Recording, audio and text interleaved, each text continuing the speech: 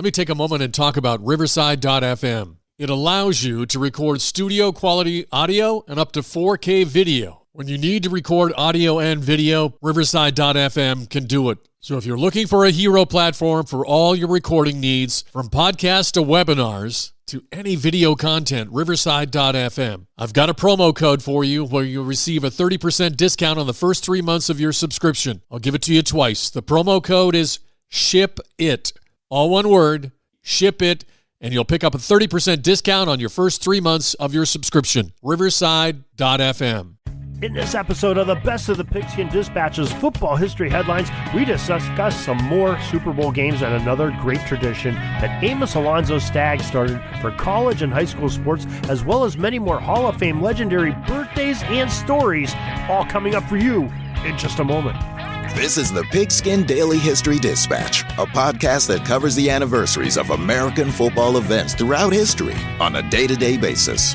Your host, Darren Hayes, is podcasting from America's North Shore to bring you the memories of the gridiron, one day at a time. So as we come out of the tunnel of the Sports History Network, let's take the field and go no huddle through the portal of positive gridiron history with PigskinDispatch.com.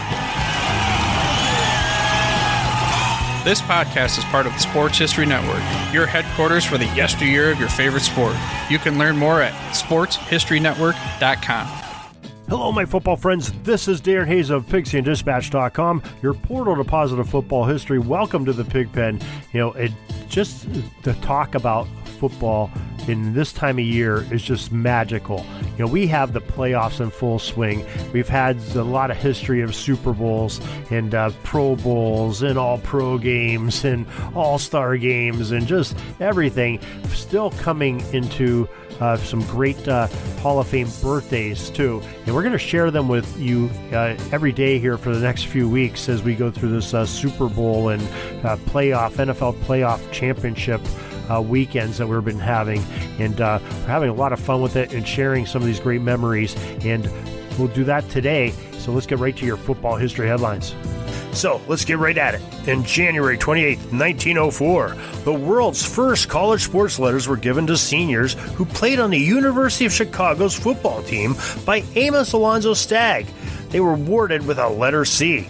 According to Jennifer Taylor Hall's book, Amos Alonzo Stagg, Football's Man in Motion, the inaugural class of these, dare we say, lettermen, were called the Order of the C. It became an honored tradition, yet each spring the men of the exclusive club would return and gather together with the latest class, having to sing to their coach a song in order to receive their letters. January 28, 1954. At the 1954 NFL Draft, Bobby Garrett from the University of Stanford was the first pick by the Cleveland Browns. The PFR informs us that the future Pro Football Hall of Fame entrant Raymond Berry was taken as a 232nd overall pick by the Baltimore Colts. What a steal for them. January 28, 1960. The Dallas Cowboys franchise begins as the NFL made the formal announcement of awarding Dallas a franchise.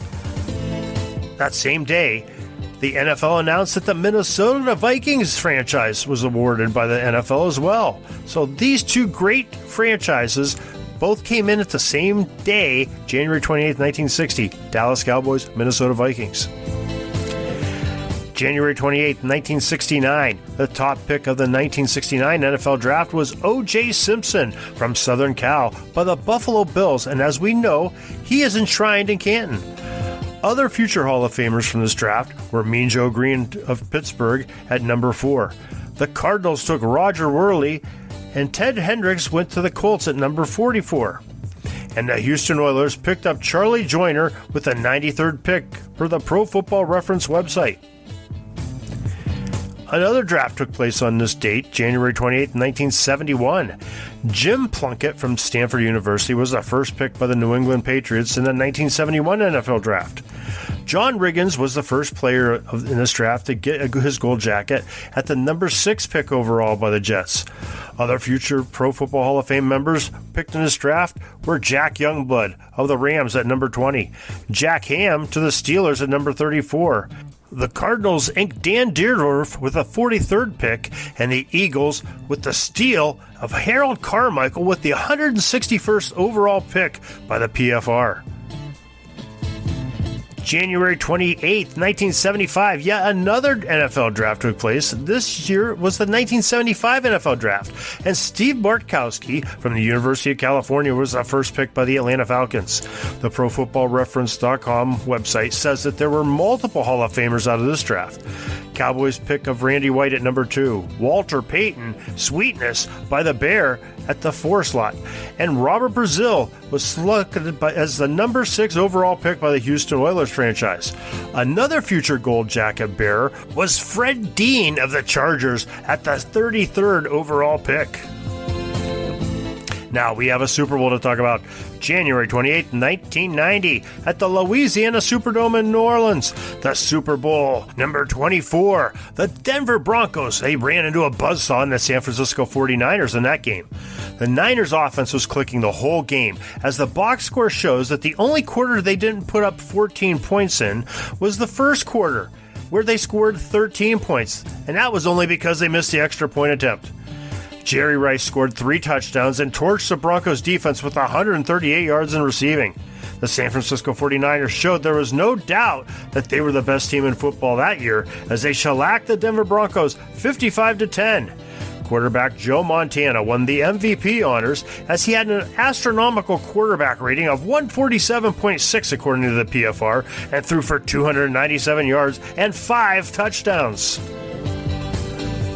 January 28th, 1995. The Memphis Mad Dogs were announced as the Canadian Football League's 13th franchise as part of the U.S. League expansion plan. Memphis Mad Dogs, that is a great name. Too bad that franchise didn't survive, because that sounds like a good one. January 28th, 1996, at Sun Devil Stadium in Tempe, Arizona. Super Bowl 30 was the third time that the Pittsburgh Steelers and the Dallas Cowboys had met in the Super Bowl. The first 2 times were 2 of the greatest championships the league had ever seen. The Steelers have won both of the contests by a slim margin of 4 points in each game in the 1970s. This time, the Dallas Cowboys turned the needle on the point differential between these 2 teams matched up in the Super Bowl, as they knocked off the Steelers 27-17. Cornerback Larry Brown of Dallas won the Most Valuable Player award after he picked off a couple of errant Neil O'Donnell passes and returned them for a total of 77 yards. The American Football Database claims that 95.13 million watched the contest just in the United States, making it the most watched TV sports program ever at the time. January 28, 2001, at Raymond James Stadium in Tampa, Florida. Defense definitely won a championship in Super Bowl 35. The Baltimore Ravens defense smothered the New York Giants offense all game long. The Ravens' Dwayne Starks broke the game wide open in the third quarter with a 49-yard pick six. The Giants then promptly returned the kickoff all the way back on Ron Johnson's 97-yard touchdown return, but Baltimore took the Giants' kick right after that score, 84 yards, and returned it for a touchdown of their own to cancel out New York's bright spot. The Baltimore Ravens routed the New York Giants 34-7, with the MVP belonging to linebacker Ray Lewis, according to the New York Daily News.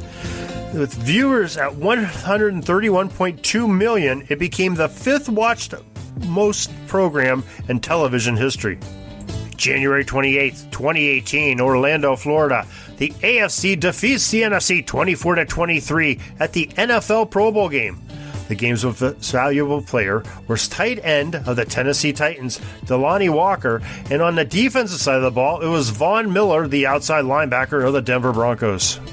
Now let's talk about some Hall of Fame birthdays for this January 28th. In the year 1937, on this date in Caldwell, Texas, the fine tackle from Texas A&M, Charlie Kruger, was born. The footballfoundation.org website states that he was an All-American selection in both 1957 and 1958 for the Aggies. The National Football Foundation selected Charlie Kruger's great gridiron legacy to enter into the College Football Hall of Fame in 1983.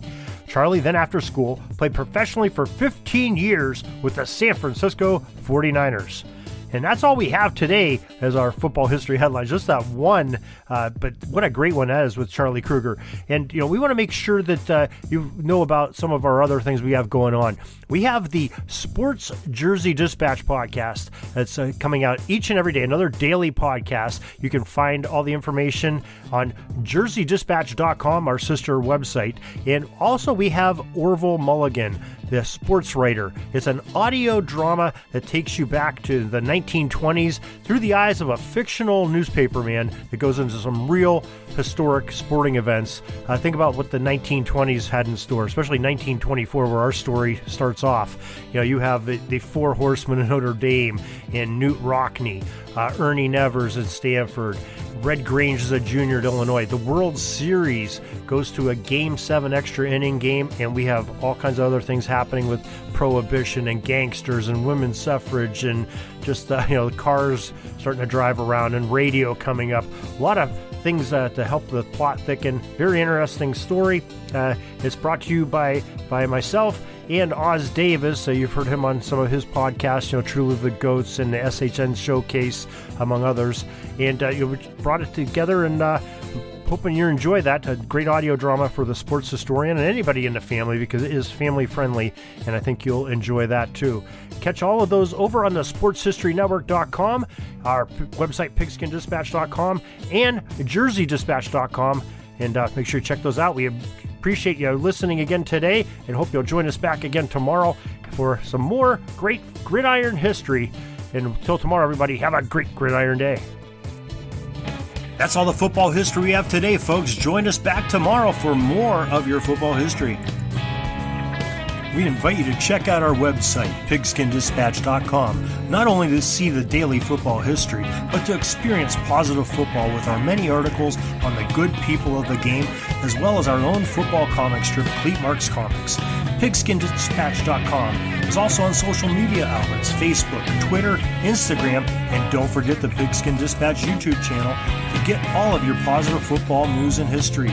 Special thanks to the talents of Mike and Jean Monroe, as well as Jason Neff for letting us use their music during our podcast. This podcast is part of the Sports History Network, your headquarters for the yesteryear of your favorite sport. You can learn more at sportshistorynetwork.com.